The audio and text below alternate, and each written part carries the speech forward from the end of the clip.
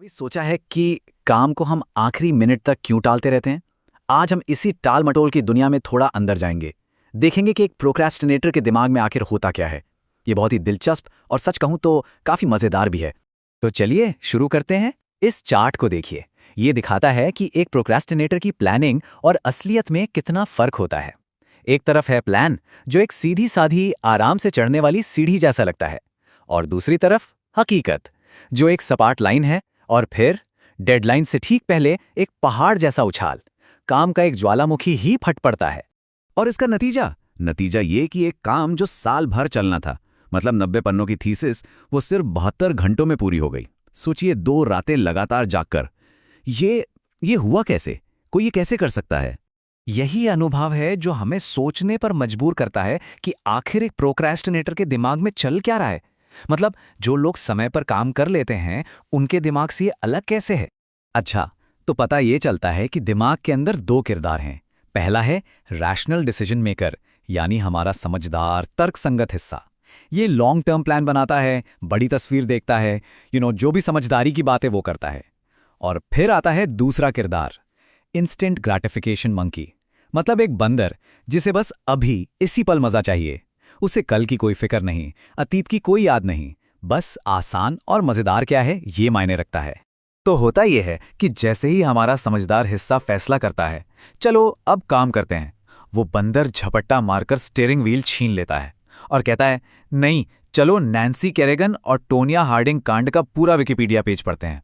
मतलब कुछ भी, बस काम नहीं। और इस बंदर का एजेंडा क्या होता है? सबसे पहले फ्रिज चेक करो, शायद कुछ नया आ गया हो। फिर यूट्यूब की एक ऐसी दुनिया में खो जाओ जहां से निकलना नामुमकिन है।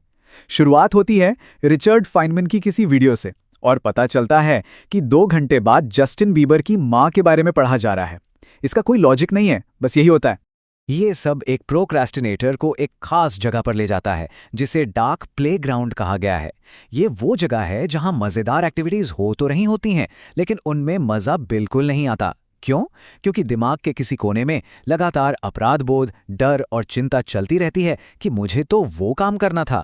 तो अब सवाल ये उठता है कि अगर ये बंदर इतना ताकतवर है और हमेशा गाड़ी यही चलाता है, तो फिर कोई भी काम पूरा होता कैसे है? मतलब कोई तो ताकत होगी जो इसे काबू में करती होगी। वो क्या है? खैर, इस पूरे सिस्टम में एक कह सकते हैं कि एक गार्जियन एंजल है, एक बचाने वाला। लेकिन ये वैसा नहीं है जैसा हम सोचते हैं। इसका नाम है द पैनिक मॉन्स्टर। और सिस्टम काम कैसे करता है? बहुत सिंपल है।